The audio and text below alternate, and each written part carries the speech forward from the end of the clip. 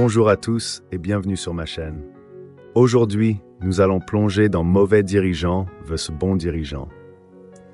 Si c'est votre première fois ici, n'oubliez pas de vous abonner et de cliquer sur la cloche pour ne rien manquer de nos prochaines vidéos. Et si vous êtes déjà abonné, merci de votre fidélité. Sans plus attendre, passons directement au sujet du jour. Mauvais dirigeant vs bon dirigeant. Samuel 22:6-23, Introduction. L'ex-joueur des Canadiens de Montréal, Jonathan Drouin, sera en ville demain soir avec les Avalanches du Colorado. Il a dit à un journaliste qu'il s'attend probablement à être hué. Il faut dire qu'à Montréal, il ne donnait pas la performance espérée, tandis que maintenant, il performe bien. Il se peut qu'il soit vu comme un traître. Il arrive que des joueurs qui ont changé d'équipe deviennent vraiment des ennemis. Dans le temps des fêtes, nous jouons à des jeux de société. Colon de Catane, Monopoly, Risk. Pendant la partie, il peut y avoir des sortes d'alliances, mais de courte durée, parce qu'il ne peut y avoir qu'un seul gagnant. Quand on ne cesse d'être des alliés, on devient souvent des ennemis. J'ai été victime de cette haine. Mon propre frère m'a attaqué sauvagement au colon de Catane et m'a fait perdre. Ceux qui ont connu Dieu et qui le délaissent deviennent souvent des ennemis de Dieu. Ils peuvent même devenir des persécuteurs des croyants. La différence entre le caractère de ceux qui rejettent Dieu et le caractère des croyants devient visible. La corruption s'oppose à l'honnêteté, la méchanceté s'oppose à la bienveillance. Nous étudions dans la Bible le récit de la vie de David où ce phénomène se produit. David est destiné par Dieu à être le roi d'Israël, mais il ne peut pas l'être encore parce que c'est Saül qui règne toujours, un roi infidèle à Dieu que Dieu a rejeté.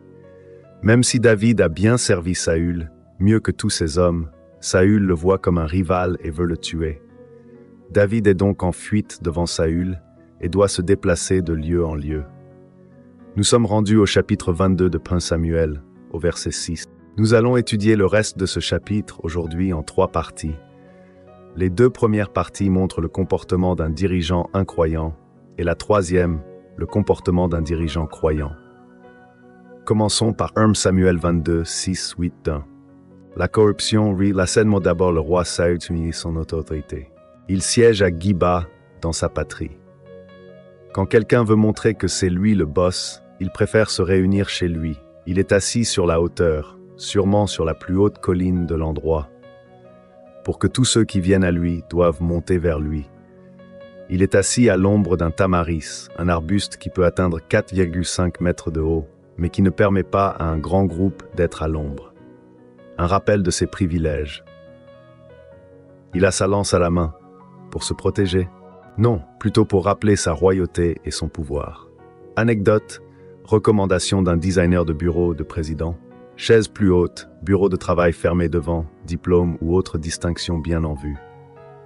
En ce moment, Saül est tracassé, frustré parce que David lui échappe. Il n'arrive pas à assouvir son désir d'éliminer son rival. La fuite de David est comme un défi lancé à son pouvoir, une attaque à son honneur. Il se met alors à parler à ses hommes et son discours montre sa corruption. On voit d'abord qu'il est partial. Les hommes qui l'entourent, les plus hauts gradés, sont des Benjaminites, donc de sa propre tribu, pourtant a été établi roi pour tout Israël. Il leur rappelle qu'il leur a donné des champs et des vignes, et qu'il les a nommés chefs de 1000 et chefs de 100, selon lui. David ne le ferait pas, parce qu'il est d'une autre tribu, de Juda. Ces hommes perdraient leurs privilèges en changeant de roi. Saül sait donc payer leur loyauté. On voit aussi son injustice. Il accuse sans aucune preuve tous ces hommes d'avoir conspiré contre lui. Il accuse son propre fils Jonathan d'avoir soulevé David contre lui.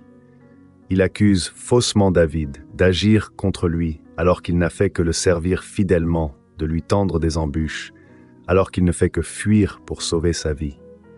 Il accuse tout le monde de trahison alors que c'est lui qui s'est rebellé contre Dieu au lieu de se repentir. Il s'enfonce aveuglement dans l'orgueil, la jalousie, la haine, le mensonge. Cette corruption n'est pas étonnante pour un dirigeant de nation. C'est ce qu'on voyait en général chez les rois. Et même si aujourd'hui il n'y a presque plus de régime-monarchie, la corruption se voit autant partout. Parce que l'homme est naturellement enclin à pécher, être en position de pouvoir peut corrompre n'importe qui. Jésus prescrit aux chrétiens un code de conduite totalement différent. Matthieu 20. Vous savez que les chefs des nations les tyrannisent et que les grands abusent de leur pouvoir sur elles. Il n'en sera pas de même parmi nous. Mais quiconque veut être grand parmi vous sera votre serviteur, et quiconque veut être le premier parmi vous sera votre esclave. C'est ainsi que le Fils de l'homme est venu, non pour être servi, mais pour servir et donner sa vie en rançon pour beaucoup. Jésus nous demande de veiller attentivement à ne pas être partial, à ne pas favoriser nos proches. Il nous faut aussi veiller à ne pas être injuste, à ne pas accuser les autres de nos propres péchés. Lisons la suite en 1 Samuel 22, 9, 19. 2. La méchanceté. Quelle scène horrible. Quelle méchanceté, quelle cruauté. Un premier instrument du mal ici, c'est Doeg l'Édomite. Que fait un étranger inconverti au plus haut rang des serviteurs du roi? Il entre dans le mensonge de Saül concernant la supposée rébellion de David et accuse le sacrificateur Ahimelech d'être son complice. Il saisit cette occasion en or de faire plaisir au roi et se moque de la vérité. Ahimelech est pourtant totalement innocent. Il accepte volontiers de venir auprès du roi et tous les autres sacrificateurs aussi, toute sa famille, parce qu'ils n'ont rien à se reprocher. Leur conscience est nette. Quand le roi l'accuse de trahison, sa défense est correcte. Sans manque de respect, il ne sait absolument rien de cette affaire. Oui, David est venu le voir, mais puisque David est le plus fidèle des hommes du roi, comment aurait-il pu se douter que quelque chose n'allait pas? Il prend indirectement la défense de David, ce qui est courageux. Il aurait pu se défendre en dévoilant que David lui a menti, mais il ne le fait pas. C'est là qu'on voit à quel point Saül a sombré dans la folie. Il condamne à mort Ahimelech et tous les autres sacrificateurs, sans aucune preuve. Ce sont les sacrificateurs de l'Éternel, qui est censé être son Dieu. Il demande à ses serviteurs de les tuer, aucun ne bouge, parce qu'ils connaissent la dignité des sacrificateurs de Dieu. Leur crainte de Dieu surpasse leur crainte du roi. 4. Mais Doeg, le bras droit de Saül, lui n'a pas cette crainte de Dieu. L'Éternel n'est pas son Dieu, alors il n'hésite pas et tue lui-même les 85 hommes présents. Doeg a fait l'action, mais Saül est le premier responsable. La rage de Saül n'est pas encore apaisée et il détruit la ville de Nob, la ville sacerdotale. Il tue tous les habitants et tous les animaux dans sa rage. Il détruit complètement une ville importante de sa propre nation. Il la voue par interdit, alors qu'il a négligé de le faire pour les Amalécites, quand Dieu lui a ordonné. On peut se demander à quel point il faut être malade pour commettre des crimes aussi atroces. Mais en réalité, le meurtre n'est qu'à l'extrémité de la trajectoire du mal, la même trajectoire où se trouve la haine. 1 Jean 3.15. Quiconque a de la haine pour son frère est un meurtrier, et vous savez qu'aucun meurtrier n'a la vie éternelle demeurant en lui. Une trajectoire à laquelle Dieu livre ceux qui le rejettent. Romains 1. 28-32. Comme ils n'ont pas jugé bon d'avoir la connaissance de Dieu, Dieu les a livrés à une mentalité réprouvée pour commettre des choses indignes. Ils sont remplis de toute espèce d'injustice, de méchanceté, de cupidité, de perfidie, pleins d'envie, de meurtre, de discorde, de fraude, de vice. Rapporteurs, médisants, impies, emportés, orgueilleux, fanfarons, ingénieux au mal, rebelles à leurs parents, sans intelligence, sans loyauté, sans affection, sans indulgence, sans pitié. Et bien qu'ils connaissent le décret de Dieu, selon lequel ceux qui pratiquent de telles choses sont dignes de mort, non seulement ils les font, mais encore ils approuvent ceux qui les pratiquent. C'est la trajectoire de tous les incroyants sur la terre. Même si tous ne se rendent pas jusqu'au même degré de mal, le seul moyen d'échapper à cette tendance qui mène à la mort, c'est que Dieu nous sauve et qu'il mette en nous la vie éternelle. Qu'en est-il des Édomites? Qui étaient-ils? Les descendants d'Ésaü, frère de Jacob, qui est Israël. Ils étaient donc les cousins des Israélites, leurs frères. La méchanceté de Doeg est typique de la méchanceté d'Édom envers Israël. Le psaume 52 décrit à la fois le jugement de Doeg et celui de sa nation Édom. Voshin 1.7. Au chef de Chouer. Poème de David. Lorsque Doeg l'Édomite vint dire à Saül, David s'est rendu dans la maison d'Ahimelech. Pourquoi te félicites-tu du mal, triste héros? La bienveillance de Dieu dure tout le jour. Ta langue n'invente que malice, comme un rasoir affilé fourbe que tu es. Tu aimes le mal plutôt que le bien, la fausseté plutôt que la parole juste. Tu aimes toutes les paroles mordantes, langue rusée.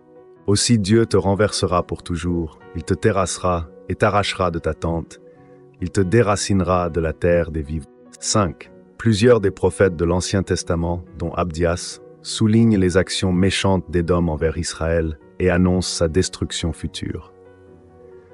Mais Dieu allait préserver un reste d'Édom pour le sauver avec le reste d'Israël.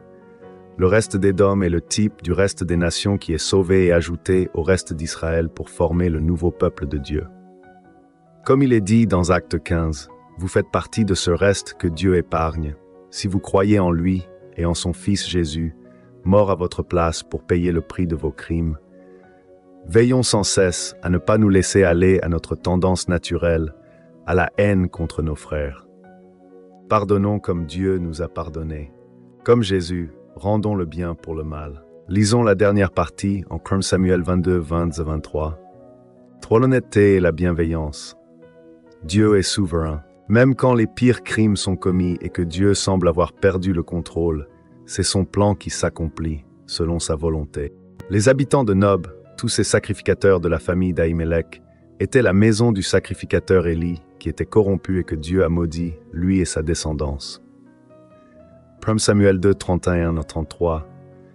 Voici venir des jours où j'abattrai ta vigueur et la vigueur de ta famille, en sorte qu'il n'y aura plus de vieillard dans ta maison. Tu verras un adversaire dans ma demeure, au milieu de tout le bien qui sera fait à Israël, et il n'y aura plus jamais de vieillard dans ta maison. Il y aura quelqu'un des tiens que je ne retrancherai pas d'auprès de mon autel, afin de consumer tes yeux et de faire dépérir ton âme. Mais tous ceux qui viendront accroître ta maison mourront dans la force de l'âge. Il était même annoncé qu'un seul allait survivre. Saül et Doeg ont été des instruments pour accomplir le jugement de Dieu,